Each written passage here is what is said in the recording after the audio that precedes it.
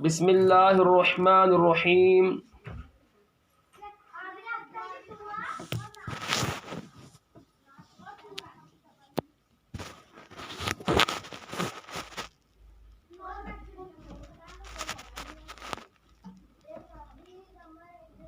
الحمد للہ وکفا وسلام علی عبادہ الذین اصطفا، اما بعد، اعوذ باللہ من الشیطان الرجیم، بسم اللہ الرحمن الرحیم۔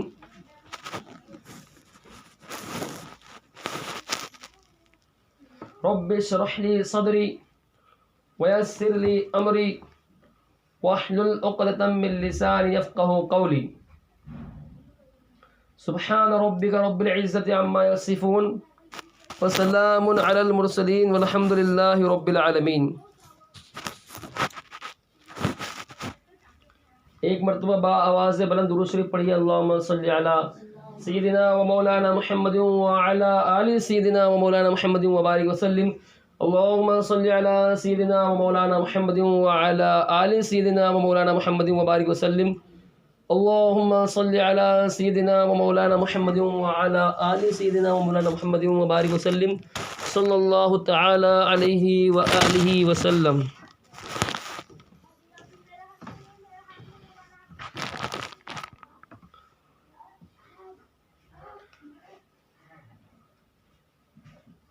حدیث شریف میں آتا ہے کہ ایک شخص نے 99 آدمیوں کا قتل کر دیا تھا۔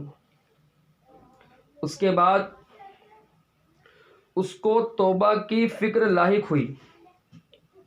اب سوچا کہ میں کیا کروں، چنانچہ وہ عیسائی راہب کے پاس گیا اور اس کو جا کر بتایا کہ میں نے اس طرح 99 آدمیوں کا قتل کر رکھا ہے، تو کیا میرے لیے توبہ کا اور نجات کا کوئی راستہ ہے؟ اس راہب نے جواب دیا کہ تو تباہ ہو گیا۔ اس راہب نے جواب دیا کہ تو تباہ ہو گیا، تیری تباہی اور ہلاکت میں کوئی شک نہیں رہا، تیرے لیے نجات کا اور توبہ کا کوئی راستہ نہیں ہے۔ یہ جواب سن کر وہ شخص مایوس ہو گیا۔ اس نے سوچا کہ 99 آدمیوں کو قتل کر دیا ہے، ایک اور صحیح، چنانچہ اس راہب کو بھی قتل کر دیا اور 100 کا عدد پورا کر دیا۔ لیکن دل میں چونکہ توبہ کی فکر لگی ہوئی تھی، اس لیے دوبارہ کسی اللہ والے کی تلاش میں نکل گیا۔ تلاش کرتے کرتے ایک اللہ والا اس کو مل گیا۔ اس سے جا کر اپنا سارا قصہ بتایا۔ اس نے کہا کہ اس میں مایوس ہونے کی ضرورت نہیں، اب تم پہلے توبہ کرو اور پھر اس بستی کو چھوڑ کر فلاں بستی میں چلے جاؤ، اور وہ نیک لوگوں کی بستی ہے، ان کی صحبت اختیار کرو۔ چونکہ وہ توبہ کرنے میں مخلص تھا، اس لیے وہ اس بستی کی طرف چل پڑا۔ ابھی راستے ہی میں تھا کہ اس کی موت کا وقت آ گیا۔ روایت میں آتا ہے کہ جب وہ مرنے لگا تو مرتے مرتے بھی اپنے آپ کو سینے کے بل گھسیٹ کر اس بستی سے قریب کرنے لگا جس بستی کی طرف وہ جا رہا تھا، تاکہ میں اس بستی سے زیادہ قریب ہو جاؤں۔ آخرکار جان نکل گئی۔ اب اس کی روح لے جانے کے لیے ملائکہ رحمت یعنی رحمت کے فرشتے کہنے لگے کہ چونکہ یہ شخص توبہ کر کے نیک لوگوں کی بستی کی طرف جا رہا تھا، اس لیے اس کی روح ہم لے جائیں گے۔ ملائکہ عذاب یعنی عذاب کے فرشتے کہنے لگے کہ اس نے 100 آدمیوں کا قتل کیا ہے اور ابھی اس کی معافی نہیں ہوئی ہے، لہذا اس کی روح کو ہم لے جائیں گے۔ آخر میں اللہ تعالیٰ نے یہ فیصلہ فرمایا کہ یہ دیکھا جائے کہ یہ شخص کون سی بستی سے زیادہ قریب ہے، جس بستی سے چلا تھا اس سے زیادہ قریب ہے یا جس بستی کی طرف جا رہا تھا اس سے زیادہ قریب ہے۔ اب دونوں طرف کے فاصلوں کی پیمائش کی گئی تو معلوم ہوا کہ جس بستی کی طرف جا رہا تھا یعنی اللہ والوں کی بستی اس سے تھوڑا قریب ہے۔ چنانچہ ملائکہ رحمت یعنی رحمت کے فرشتے اس کی روح لے گئے اور اللہ تبارک و تعالیٰ نے اس کی کوشش کی برکت سے، اس کو دل کے اندر اس کو تڑپ تھی، کڑن تھی کہ میں نیک بنوں، اس کی برکت سے اللہ سبحانہ و تعالیٰ نے اس کو معاف فرما دیا، کیونکہ اس کے اندر فکر تھی کہ مجھے اچھا انسان بننا ہے، مجھے مجھ سے جو گناہ ہو چکے ہیں مجھے اللہ سے معافی مانگنی ہے، مجھے اچھا انسان بننا ہے، مجھے اپنے رب کو راضی کرنا ہے۔ بہت اللہ کو ناراض کر لیا، بہت اللہ کی نافرمانی کر لی، بہت اللہ کی معیشت کی، بہت اللہ کی نافرمانی کی۔ اب ہمیں اللہ کو خوش کرنا ہے، اللہ کو راضی کرنا ہے، اور تاکہ ہم آخرت میں کامیاب ہو جائیں، تاکہ ہم اللہ کے عذاب سے بچ سکیں، جہنم کی آگ سے بچ سکیں۔ اس کے دل میں سچی تڑپ تھی تو اس کی برکت سے اللہ سبحانہ و تعالیٰ نے اس کو معاف کر دیا۔ صحیح مسلم کتاب التوبہ باب قبول التوبۃ القاتل، حدیث نمبر 2766۔ علماء فرماتے ہیں کہ اگرچہ اس کے ذمے حقوق العباد تھے، لیکن چونکہ اپنی طرف سے کوشش شروع کر دی تھی اس لیے اللہ تعالیٰ نے اس کی مغفرت فرما دی۔ اسی طرح جب کسی انسان کے ذمے حقوق العباد ہو اور وہ ان کی ادائیگی کی کوشش شروع کر دے اور اس فکر میں لگ جائے اور پھر درمیان میں موت آ جائے تو اللہ تعالیٰ کی رحمت سے امید ہے کہ وہ اصحاب حقوق کو قیامت کے دن راضی فرما دیں گے۔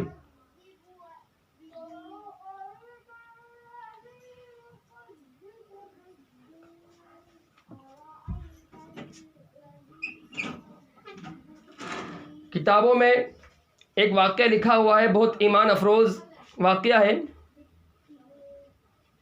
حضرت ڈاکٹر عبدالحی صاحب قدس سرہ سے یہ واقعہ سنا ہے۔ ایک بزرگ جو بڑے محدث بھی تھے، جنہوں نے ساری عمر حدیث کی خدمت میں گزاری، جب ان کا انتقال ہو گیا تو کسی شخص نے خواب میں ان کی زیارت کی اور ان سے پوچھا کہ حضرت اللہ تعالیٰ نے کیسا معاملہ فرمایا؟ جواب میں انہوں نے فرمایا کہ بڑا عجیب معاملہ ہوا، وہ یہ کہ ہم تو ساری عمر علم کی خدمت میں اور حدیث کی خدمت میں گزاری اور درس و تدریس اور تصنیف و وعظ و خطابت میں گزاری، تو ہمارا خیال یہ تھا کہ ان اعمال پر اجر ملے گا، لیکن اللہ تعالیٰ کے سامنے پیشی ہوئی تو اللہ تعالیٰ نے کچھ اور ہی معاملہ فرمایا۔ اللہ تعالیٰ نے مجھ سے فرمایا ہمیں تمہارا ایک عمل بہت پسند آیا، وہ یہ ہے کہ ایک دن تم حدیث شریف لکھ رہے تھے، جب تم نے اپنا قلم دوات میں ڈبو کر نکالا تو اس وقت ایک پیاسی مکھی، اللہ کی مخلوق ایک پیاسی مکھی آ کر اس قلم کی نوک پر بیٹھ گئی اور سیاہی چوسنے لگی۔ تمہیں اس مکھی پر ترس آ گیا، تم نے سوچا کہ یہ مکھی اللہ کی مخلوق ہے اور بیچاری پیاسی ہے، یہ پیاسی مکھی سیاہی پی لے تو پھر میں قلم سے کام کروں گا۔ چنانچہ اتنی دیر کے لیے تم نے اپنا قلم روک لیا اور اس وقت تک قلم سے کچھ نہیں لکھا جب تک وہ مکھی اس قلم پر بیٹھ کر سیاہی چوستی رہی۔ یہ عمل تم نے خالص میری رضامندی کی خاطر کیا، اس لیے اس عمل کی بدولت ہم نے تمہارے مغفرت فرما دی، سبحان اللہ، اور جنت الفردوس عطا کر دی۔ دیکھیے ہم تو یہ سوچ کر بیٹھے ہیں کہ واعظ کرنا، فتویٰ دینا، تہجد پڑھنا، تصنیف کرنا وغیرہ یہ بڑے بڑے اعمال ہیں، لیکن وہاں ایک پیاسی مکھی، اللہ کی ایک چھوٹی سی مکھی، پیاسی مکھی کو سیاہی پلانے کا عمل قبول کیا جا رہا ہے اور دوسرے بڑے بڑے اعمال کا کوئی تذکرہ نہیں۔ حالانکہ اگر غور کیا جائے تو جتنی دیر قلم روک کر رکھا تھا، اگر اس وقت قلم نہ روکتے تو حدیث شریف ہی کا کوئی لفظ لکھتے، لیکن اللہ کی مخلوق پر شفقت کی بدولت اللہ سبحانہ و تعالیٰ نے مغفرت فرما دی۔ اگر وہ اس عمل کو معمولی سمجھ کر چھوڑ دیتے تو یہ فضیلت حاصل نہ ہوتی۔ لہذا کچھ پتہ نہیں کہ اللہ تعالیٰ کے یہاں کون سا عمل مقبول ہو جائے۔ ہاں، قیمت عمل کے حجم اور سائز اور گنتی کے نہیں ہے، بلکہ وہاں عمل کے وزن کی قیمت ہے، اور یہ وزن اخلاص سے پیدا ہوتا ہے۔ اللہ کی رضا کے لیے کام کرو، جو بھی کرو۔ اگر آپ نے بہت سے اعمال کیے لیکن ان میں اخلاص نہیں تھا تو گنتی کے برابر سے تو وہ اعمال زیادہ تھے لیکن فائدہ کچھ بھی نہیں ہوگا۔ دوسری طرف اگر عمل چھوٹا سا ہو لیکن اس میں اخلاص ہو، اللہ کے لیے ہو، تو وہ عمل اللہ کے یہاں بڑا بن جاتا ہے۔ لہٰذا جس وقت دل میں کسی نیکی کا ارادہ پیدا ہو رہا ہے تو اس وقت دل میں اخلاص بھی موجود ہونا چاہیے۔ اگر اس وقت وہ عمل کر لو گے تو امید ہے کہ انشاءاللہ مقبول ہو جائے گا۔ یہ تو ایک حکمت ہوئی جو واقعہ ابھی سنایا گیا۔ اس سے معلوم ہوا کہ اللہ سبحانہ و تعالیٰ کو مخلوق پر ترس کھانا، بندوں کا مخلوق پر ترس کھانا بہت پسند ہے۔ اگر ہم مخلوق پر ترس کھائیں گے تو انشاءاللہ اللہ ہم پر رحم کرے گا۔ ابھی تھوڑی دیر پہلے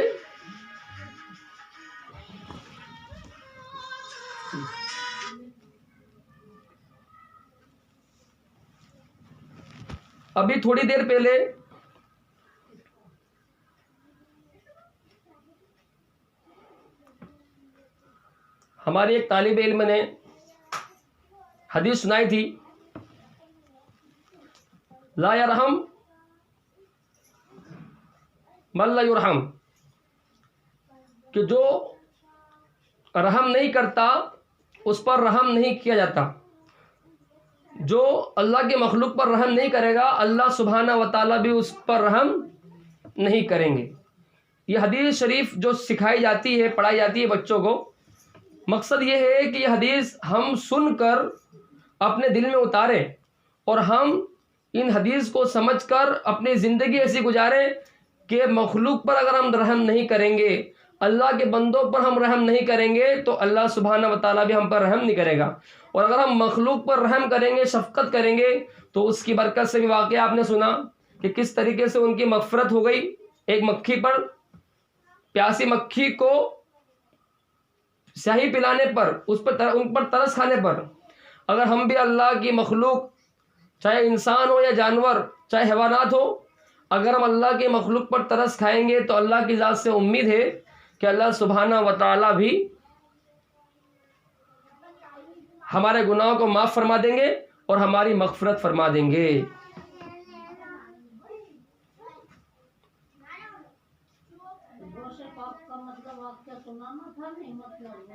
ایک تاجر کی مغفرت۔ حدیث شریف میں آتا ہے کہ ایک مرتبہ حضور اکرم صلی اللہ علیہ وسلم نے ارشاد فرمایا کہ ایک شخص اللہ تعالیٰ کی بارگاہ میں پیش ہوا۔ اللہ تعالیٰ کی بارگاہ میں پیش ہونے کا مطلب یہ ہے کہ قیامت کے روز جب حساب و کتاب ہوگا تو اس وقت وہ پیش ہوگا، لیکن اس کا کوئی نمونہ ہو سکتا ہے کہ پہلے بھی کسی وقت دکھا دیا جاتا ہو۔ بہرحال جب وہ پیش ہوا تو اللہ تعالیٰ نے فرشتوں سے فرمایا کہ اس کا اعمال نامہ دیکھو کہ اس نے کیا کیا اعمال کیے ہیں۔ جب فرشتوں نے دیکھا تو یہ معلوم ہوا کہ اس کے اعمال نامہ نیکیوں سے تقریباً خالی ہے، نہ نماز ہے، نہ روزہ ہے، نہ کوئی اور عبادت ہے، بس دن رات تہجد، بس دن رات تجارت کرتا رہتا تھا۔ اللہ تعالیٰ تمام بندوں کے بارے میں سب کچھ جانتے ہیں، لیکن دوسروں کے سامنے ظاہر کرانے کے لیے فرشتوں سے پوچھتے ہیں کہ ذرا اچھی طرح دیکھو کہ کوئی اور نیک عمل اعمال نامے میں ہے یا نہیں۔ اس وقت فرشتے کہیں گے کہ ہاں، اس کا ایک نیک عمل ہے، وہ یہ ہے کہ یہ شخص اگرچہ کوئی خاص نیک عمل تو نہیں کرتا تھا لیکن یہ تجارت کرتا تھا اور اپنے غلاموں کو تجارت کا سامان دے کر بھیجتا ہے کہ جا کر یہ سامان بیچ کر اس کے پیسے لا کر دیں، اس شخص نے اپنے غلاموں کو یہ تاکید کر رکھی تھی کہ جب کسی کو کوئی سامان فروخت کرو اور تم یہ دیکھو کہ وہ شخص تنگ دست ہے، مفلس ہے، اس کے ساتھ نرمی کا معاملہ کرنا، اور اس کو ادھار دیا ہے تو اس سے ادھار وصول کرنے میں بہت سختی سے کام مت لینا، اور کبھی کبھی کسی کو معاف بھی کر دیا کرنا۔ چنانچہ ساری عمر تجارت کے اندر اس کا یہ معمول رہا کہ جب کسی تنگ دست سے معاملہ کیا تو یا تو اس کو مہلت دے دی یا موقع ہوا تو اس کو معاف ہی کر دیا۔ اللہ تعالیٰ فرمائیں گے کہ اچھا یہ میرے بندوں کو معاف کر دیا کرتا تھا تو میں اس بات کا زیادہ مستحق ہوں کہ اس کو معاف کر دوں۔ چنانچہ فرشتوں کو حکم دیں گے کہ اس سے درگزر کا معاملہ کرو اور اس کو جنت میں بھیج دو۔ بہرحال بندوں کے ساتھ معافی کا معاملہ کرنا اللہ کو بہت پسند ہے۔ ایک حدیث شریف میں آتا ہے، جناب رسول اللہ صلی اللہ علیہ وسلم نے ارشاد فرمایا، تم سے پہلے جو امتیں گزری ہیں اور ان میں ایک شخص ایسا تھا کہ جب وہ کوئی چیز فروخت کرتا تو اس میں نرمی سے کام لیتا، یہ نہیں کہ پیسے پہ لڑ رہا ہے، بلکہ گراہک کو ایک قیمت بتا دی، اب گراہک کہہ رہا ہے کہ تھوڑی سی کمی کر لو، تو اس نے یہ سوچ کر کہ چلو تھوڑا منافع کم صحیح، چلو اس کو دے دو۔ اسی طرح جب وہ کوئی چیز خریدتا تب بھی نرمی کا معاملہ کرتا، جب دکاندار نے چیز کی قیمت بتا دی اس نے بس ایک مرتبہ اس سے کہہ دیا کہ بھائی تھوڑی سی کم کر لو، یہ نہیں کہ قیمت کم کرانے کے لیے اس سے لڑ رہا ہے، اس سے زبردستی کم کرا رہا ہے، بلکہ ایک آدھ مرتبہ کہہ دینے کے بعد قیمت ادا کر کے چیز خرید لی۔ اسی طرح جب دوسرے سے اپنا حق وصول کرنے کا وقت آتا، مثلا کسی سے پیسے وصول کرنے ہیں یا قرض وصول کرنا ہے، تب بھی نرمی کا معاملہ کرتا اور اس سے کہتا کہ چلو ابھی پیسے نہیں ہیں تو بعد میں ادا کر دینا، تمہیں میں مہلت دیتا ہوں۔ جب آخرت میں اللہ تعالیٰ کے سامنے اس کی پیشی ہوگی تو اللہ تعالیٰ نے فرمایا کہ چونکہ یہ میرے بندوں کے ساتھ نرمی کا معاملہ کرتا تھا اس لیے میں بھی نرمی کا معاملہ کرتا ہوں، اور پھر اس کی مغفرت فرما دی۔ سبحان اللہ۔ بہرحال اللہ تعالیٰ کو بندوں کے ساتھ نرمی کا معاملہ کرنا اور تنگ دست کے ساتھ آسانی کا معاملہ کرنا بہت ہی زیادہ پسند ہے۔ میں آپ کو ایک ایمان افروز واقعہ سناؤں تاکہ اس کی وجہ سے ہمارا ایمان تازہ ہو، ایمان بڑھے۔ حضرت خالد بن ولید رضی اللہ تعالیٰ عنہ نے ایک مرتبہ شام کے قلعے کا محاصرہ کیا ہوا تھا۔ قلعے کے لوگ محاصرے سے تنگ آ گئے تھے، وہ چاہتے تھے کہ صلح ہو جائے، لہٰذا ان لوگوں نے قلعے کے سردار کو حضرت خالد بن ولید رضی اللہ عنہ کے پاس صلح کی بات چیت کے لیے بھیجا۔ چنانچہ ان کا سردار حضرت خالد بن ولید رضی اللہ تعالیٰ عنہ کی خدمت میں آیا۔ حضرت خالد بن ولید رضی اللہ تعالیٰ عنہ نے دیکھا کہ اس کے ہاتھ میں چھوٹی سی شیشی ہے۔ حضرت خالد رضی اللہ تعالیٰ عنہ نے اس سے پوچھا کہ یہ شیشی میں کیا ہے اور کیوں لے کر آئے ہو؟ اس نے جواب دیا کہ اس شیشی میں زہر بھرا ہوا ہے۔ کیا کہا؟ اس شیشی میں کیا بھرا ہوا ہے؟ زہر بھرا ہوا ہے، اور یہ سوچ کر آیا ہوں اگر آپ سے صلح کی بات چیت کامیاب ہو گئی تو ٹھیک ہے، اور اگر بات چیت ناکام ہو گئی اور صلح نہ ہو سکی تو ناکامی کا منہ لے کر اپنی قوم کے پاس نہیں جاؤں گا، بلکہ یہ زہر پی کر خودکشی کر لوں گا۔ تمام صحابہ کرام رضی اللہ تعالیٰ عنہم کا اصل کام تو لوگوں کو دین کی دعوت دینا ہوتا تھا، اس لیے حضرت خالد بن ولید رضی اللہ تعالیٰ عنہ نے سوچا کہ اس کو اس وقت دین کی دعوت دینے کا اچھا موقع ہے۔ چنانچہ انہوں نے اس سردار سے پوچھا کیا تمہیں اس زہر پر اتنا بھروسہ ہے کہ جیسے ہی تم اس زہر کو پیو گے تو فوراً موت واقع ہو جائے گی؟ اس سردار نے جواب دیا کہ ہاں مجھے اس پر بھروسہ ہے، اس لیے کہ ایسا سخت زہر ہے کہ اس کے بارے میں معالجین کا کہنا یہ ہے کہ آج تک کوئی شخص اس زہر کا ذائقہ نہیں بتا سکا، کیونکہ جیسے ہی کوئی شخص یہ زہر کھاتا ہے تو فوراً اس کی موت واقع ہو جاتی ہے، اس کو اتنی مہلت نہیں ملتی کہ وہ اس کا ذائقہ بتا سکے۔ اس وجہ سے مجھے یقین ہے کہ اگر میں اس کو پی لوں گا تو فوراً مر جاؤں گا۔ حضرت خالد بن ولید رضی اللہ تعالیٰ عنہ نے اس سردار سے کہا کہ یہ زہر کی شیشی جس پر تمہیں اتنا یقین ہے یہ ذرا مجھے دو۔ اس نے وہ شیشی آپ کو دے دی۔ آپ نے وہ شیشی اپنے ہاتھ میں لی اور پھر فرمایا کہ اس کائنات کی کسی چیز میں کوئی تاثیر نہیں۔ کیا فرمایا؟ کہ اس کائنات کی، پوری دنیا کی کسی چیز میں کوئی تاثیر نہیں جب تک اللہ سبحانہ و تعالیٰ اس کے اندر تاثیر، اثر نہ پیدا فرما دے۔ میں اللہ کا نام لے کر اور یہ دعا پڑھ کر، بسم اللہ الذی لا یضر مع اسمہ شیء فی الارض ولا فی السماء وہو السمیع العلیم، اس اللہ کے نام کے ساتھ جس کے نام کے ساتھ کوئی چیز نقصان نہیں پہنچا سکتی، نہ آسمان میں اور نہ زمین میں، وہی سننے اور جاننے والا ہے۔ اس زہر کو پیتا ہوں، آپ دیکھنا کہ مجھے موت آتی ہے یا نہیں آتی ہے۔ اس سردار نے کہا جناب یہ آپ اپنے اوپر ظلم کر رہے ہو، یہ زہر تو اتنا سخت ہے کہ اگر انسان تھوڑا سا منہ میں ڈال لے تو ختم ہو جاتا ہے، مر جاتا ہے، اور آپ نے پوری شیشی پینے کا ارادہ کر لیا۔ حضرت خالد بن ولید رضی اللہ تعالیٰ عنہ نے فرمایا انشاءاللہ مجھے کچھ نہیں ہوگا، انشاءاللہ مجھے کچھ نہیں ہوگا۔ چنانچہ دعا پڑھ کر وہ زہر کی پوری شیشی پی گئے۔ اللہ سبحانہ و تعالیٰ کو اپنی قدرت کا کرشمہ دکھانا تھا۔ اس سردار نے اپنی آنکھوں سے دیکھا کہ خالد بن ولید رضی اللہ تعالیٰ عنہ پوری شیشی پی گئے لیکن ان پر موت کا کوئی آثار ظاہر نہیں ہوئے، اور وہ سردار یہ دیکھ کر مسلمان ہو گیا۔ تو میری بہنوں، اس سے ہمیں یہ معلوم ہوا کہ اللہ کے نبی صلی اللہ علیہ وآلہ وسلم نے ہر پریشانی کی دعا ہمیں سکھلائی ہے، تعلیم فرمائی ہے۔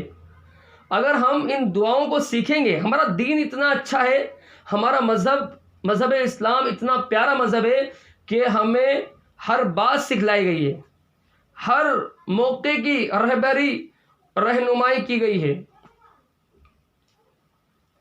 اگر ہم ان کو سیکھیں گے تو نہ جانے بہت ساری مصیبتیں جو ہم پر آئے دن آتی چلی جا رہی ہے، الحمدللہ اس کے سیکھنے کی اور اس پر عمل کی برکت سے انشاءاللہ یہ مصیبت جو ہم پر آتی چلی جا رہی ہے ختم ہو جائے گی۔ لیکن ہم دین سیکھیں تو صحیح۔ پیارے نبی صلی اللہ علیہ وآلہ وسلم نے ایسی دعا سکھلائی کہ اس کو پڑھ کر زہر بھی کھا لیں گے تو اثر نہیں کرے گا، بس شرط کہ یقین کے ساتھ پڑھیں۔ ان دعاؤں کو ہم سیکھیں جو آپ علیہ الصلوۃ والتسلیم نے ہمیں سکھلائی، اگر اس کو پڑھ کر زہر بھی کھا لیں گے تو اثر نہیں کرے گا۔ ہم باہر کبھی کہیں دعوت میں جائیں تو یہ دعا پڑھ کر جائیں تو انشاءاللہ ہم بہت ساری مصیبت اور بلاؤں سے محفوظ رہیں گے۔ ایک واقعہ میں آپ کو ایسا سناتا ہوں جس سے ہمارا تعلق اللہ سے بڑھے گا، اللہ کی ذات سے بڑھے گا کہ اللہ سبحانہ و تعالیٰ ہم سے کتنی محبت فرماتے ہیں، بہت محبت فرماتے ہیں۔ اللہ سبحانہ و تعالیٰ اپنے بندوں سے بہت پیار کرتے ہیں، بہت محبت کرتے ہیں۔ یہ واقعہ میں آپ کو سناتا ہوں، جس کو آپ دھیان سے سنیں گے تو انشاءاللہ ہمارا یقین اللہ کی ذات سے کہ اللہ ہم سے کتنی محبت کرتے ہیں، کتنا پیار کرتے ہیں، اور اللہ چاہتے ہیں کہ ہم بخشے جائیں، ہماری مغفرت ہو۔ یہ واقعے سے ہمیں بات سمجھ میں آئے گی، تو غور سے ہم سنیں اس واقعے کو۔ امام راضی رحمۃ اللہ علیہ مشہور بزرگ اور علم کلام کے ماہر گزرے ہیں، جنہوں نے تفسیر کبیر کے نام سے قرآن کی مشہور تفسیر لکھی۔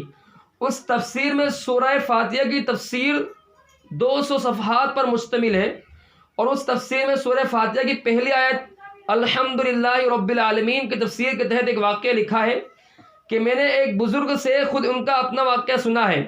وہ بغداد میں رہتے تھے۔ ان بزرگوں کا نام ہے ذو النون مصری رحمۃ اللہ علیہ۔ ان بزرگوں کا نام کیا ہے؟ ذو النون مصری رحمۃ اللہ علیہ۔ وہ بزرگ فرماتے ہیں کہ ایک دن شام کو سیر کرنے کے لیے دریائے دجلہ کے کنارے کی طرف چلا گیا۔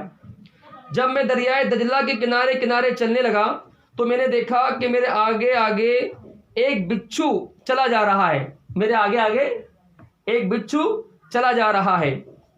میرے دل میں خیال آیا کہ یہ بچھو بھی اللہ تبارک و تعالیٰ کی مخلوق ہے، اور ظاہر ہے کہ اللہ تعالیٰ نے اس کو کسی نہ کسی حکمت اور مصلحت کے تحت ہی پیدا کیا ہے.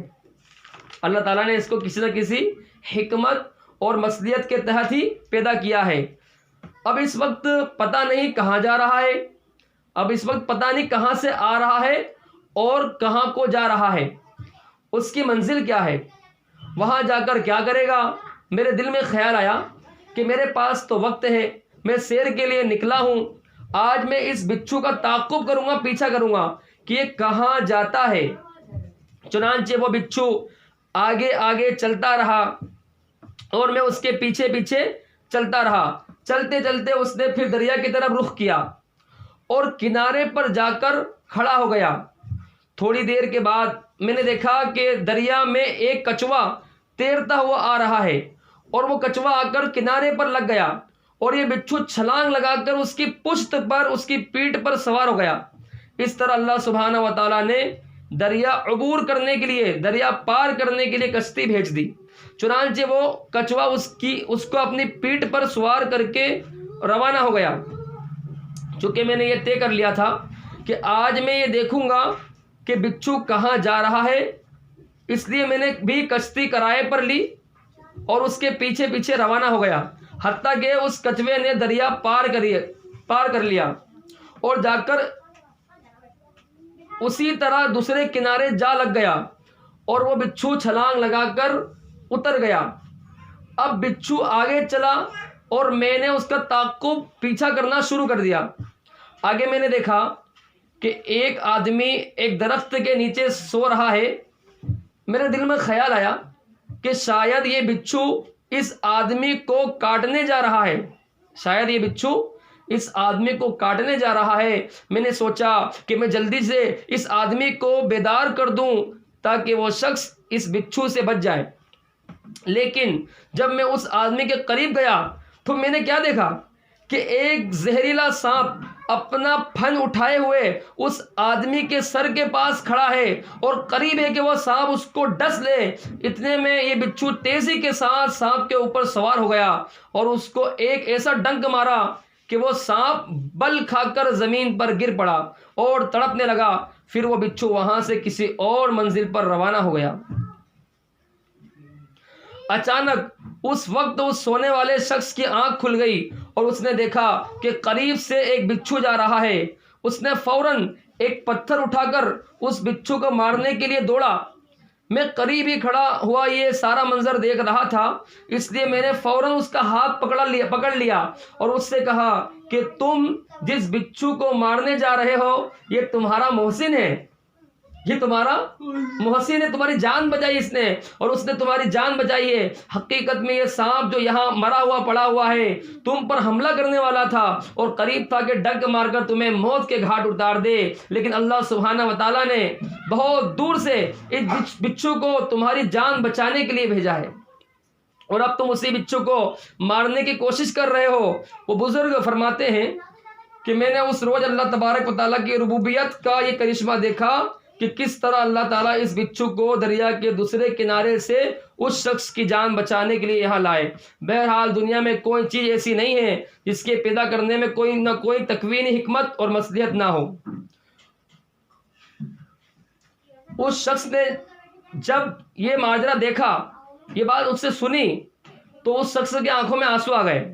وہ کہنے لگا اے میرے اللہ، اے میرے پیارے خدا، میں اتنا گنہگار شرابی، میں اتنا سیاہکار بدکار، اور پیارے اللہ آپ نے میری جان بچانے کے لیے اس بچھو کو دوسرے کنارے سے اس کنارے لے کر آئے اور اس سانپ کو اس بچھو کے ہاتھ مروایا اور میری جان بچائی. باری تعالیٰ میں نے تیری اتنی نافرمانی کی، تیرے اتنے گناہ کیے، کبھی تیری اطاعت نہیں کی. میں شراب پیتا ہوں، میں گناہ کرتا ہوں، میں معصیت کرتا ہوں، اس کے باوجود بھی اللہ میرے خدا، میرے رب، میرے پالنہار، تو میری مدد کرتا ہے، تو نے میری جان بچائی اور تو مجھ سے اتنی محبت کرتا ہے، مجھ پر اتنی شفقت کرتا ہے. یا اللہ آئندہ میں کبھی گناہ نہیں کروں گا، کبھی تیری نافرمانی نہیں کروں گا. آئندہ اللہ میں کبھی تیری عبادت سے غافل نہ رہوں گا اور آئندہ کبھی اللہ گناہ کے کام میں مبتلا نہیں ہوں گا. اس شخص نے رو رو کر توبہ کی کہ اللہ آئندہ میں کبھی گناہ نہیں کروں گا اور اللہ آپ مجھ سے بہت محبت کرتے ہیں، میں بھی آپ سے محبت کروں گا.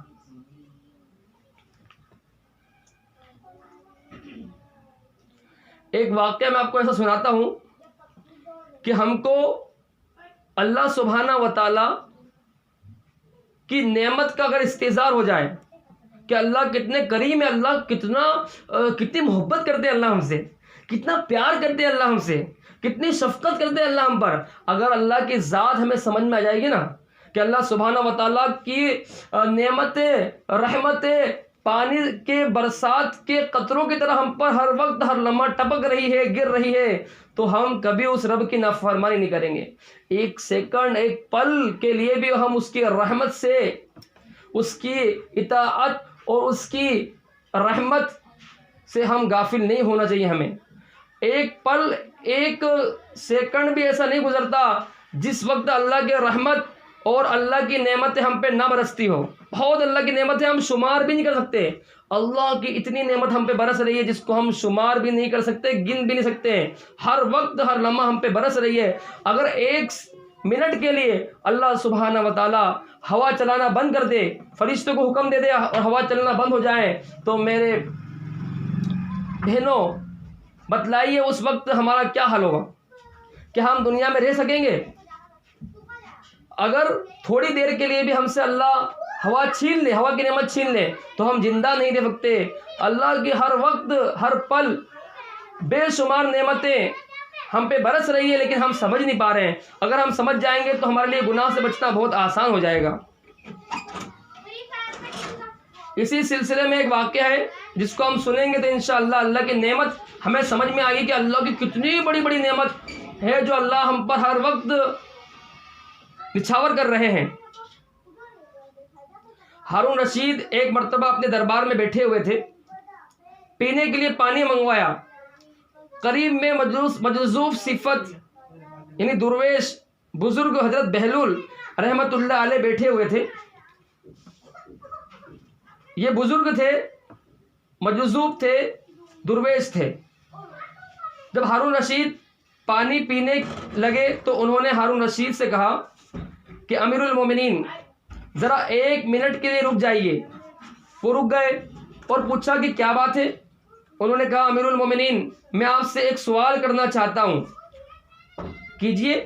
وہ یہ کہ آپ کو اس وقت پیاس لگ رہی ہے، آپ کو اس وقت پیاس لگ رہی ہے اور پانی کا گلاس آپ کے ہاتھ میں ہے، پانی کا گلاس آپ کے ہاتھ میں ہے۔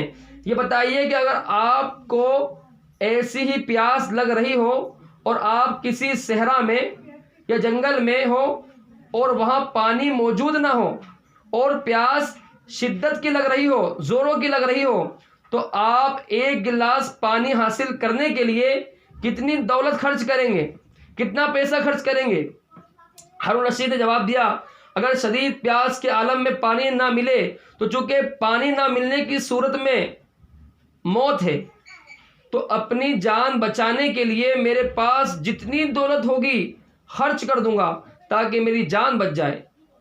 یہ جواب سننے کے بعد حضرت بہلول مجذوب رحمۃ اللہ علیہ نے فرمایا اب آپ بسم اللہ پڑھ کر پانی نوش فرما لیجئے۔ جب بادشاہ پانی پی چکے تو حضرت بہلول مجذوب رحمۃ اللہ علیہ نے فرمایا کہ امیر المومنین میں ایک سوال اور کرنا چاہتا ہوں۔ انہوں نے پوچھا کیا سوال ہے؟ بہلول مجذوب رحمۃ اللہ علیہ نے فرمایا سوال یہ ہے کہ یہ پانی جو آپ نے ابھی پیا ہے، اگر یہ پانی آپ کے جسم کے اندر ہی رہ جائے اور باہر نہ نکلے اور پیشاب بند ہو جائے، اب مثانے کے اندر پیشاب بھرا ہوا ہے اور باہر نکلنے کی کوئی صورت نہیں، تو اس کو باہر نکالنے کے لیے کتنی دولت خرچ کر دیں گے؟ ہارون رشید نے جواب دیا اگر پیشاب نہ آئے بلکہ پیشاب آنا بند ہو جائے اور مثانہ پیشاب سے بھر جائے تو یہ صورت بھی ناقابل برداشت ہے، اس لیے اگر کوئی شخص اس کے علاج کے لیے جتنی دولت مانگے گا میں اس کو دے دوں گا، حتیٰ کہ اگر کوئی شخص پوری سلطنت بھی مانگے گا تو میں اس کو دے دوں گا۔ بہلول رحمۃ اللہ علیہ نے فرمایا امیر المومنین اس کے ذریعے میں یہ حقیقت بتانا چاہتا ہوں کہ آپ کی پوری سلطنت کی قیمت 1 گلاس پانی پینے اور اس کو باہر نکالنے کے برابر بھی نہیں ہے، لیکن اللہ سبحانہ و تعالیٰ نے آپ کو سارا نظام مفت میں دے رکھا ہے، مفت میں پانی مل رہا ہے، مفت میں خارج ہو رہا ہے، باہر نکل رہا ہے، اس کے خارج کرنے کے لیے، اس کو باہر نکالنے کے لیے کوئی قیمت اور کوئی پریشانی نہیں اٹھانی پڑتی۔ اس سے یہ معلوم ہوا کہ اللہ سبحانہ و تعالیٰ نے ہم کو ایسی ایسی نعمت دے رکھی ہے کہ اگر ہم غور کریں گے تو اللہ کی ذات سمجھ میں آئے گی کہ اللہ ہم سے کتنی محبت کرتے ہیں۔ اللہ سبحانہ و تعالیٰ کا کتنا کرم اور احسان ہے کہ ایک گلاس پانی پینا اور اس کو نکالنا یہ اللہ کی کتنی بڑی نعمت ہے، بہت بڑی نعمت ہے، بہت بڑی نعمت ہے۔ ایک مختصر واقعہ سنا کر میں اپنی بات کو پوری کرتا ہوں۔ ایک شخص کو بیماری لاحق ہوئی۔ بیماری کیا ہوئی؟ اس کو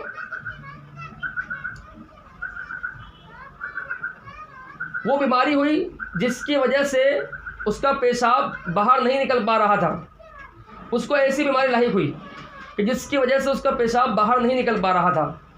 وہ شخص بہت پریشان ہوا، رات بھر پریشان رہا۔ جب بھی وہ بیت الخلا جاتا تو رو رو کر، خون کے آنسو رو کر باہر نکلتا، پیشاب باہر نہیں نکل رہا تھا اس کا۔ وہ رات بھر بے چین تڑپتا رہا، پریشان رہا کہ یا باری تعالیٰ یہ بیماری مجھے کیسے لاحق ہو گئی ہے کہ میں پیشاب بھی نہیں کر پا رہا ہوں۔ وہ بہت پریشان رہا، بہت پریشان رہا۔ اس کے بعد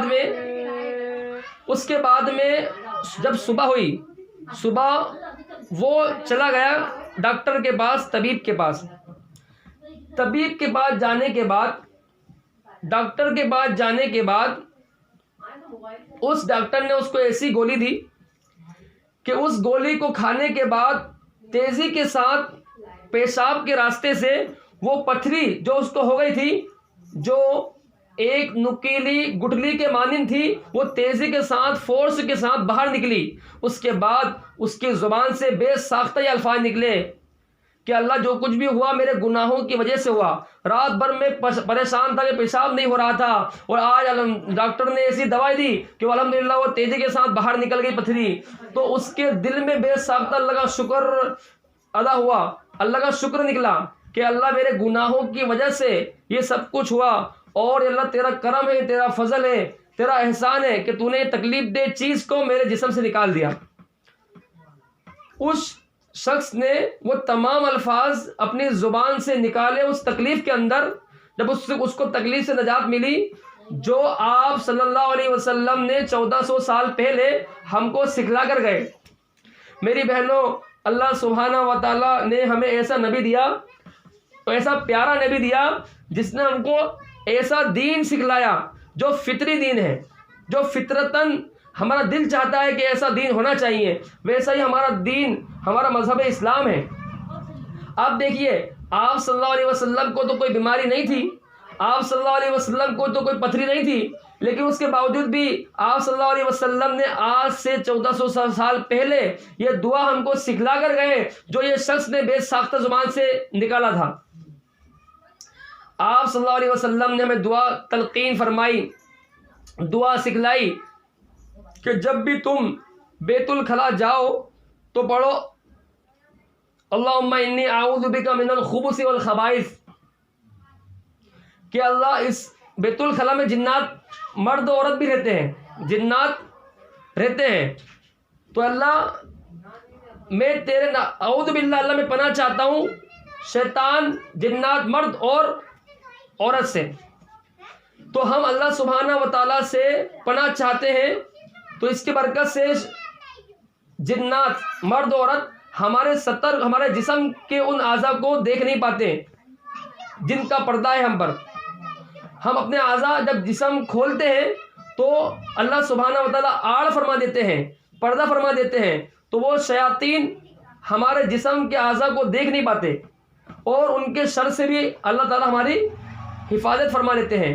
اس لیے اگر ہم چاہتے ہیں کہ ہم شیاطین کے اثرات سے بچیں تو ہمیں چاہیے کہ دوپٹہ اوڑھ کر اور اللہ کے نبی صلی اللہ علیہ وسلم جو دعا تلقین فرمائی وہ سیکھ کر، اس کو یاد کر کے، اس کو پڑھ کر پھر بیت الخلا کے اندر جائیں، اور پھر اس کے بعد جب ہم باہر نکلیں تو باہر آنے کے بعد کیا پڑھیں؟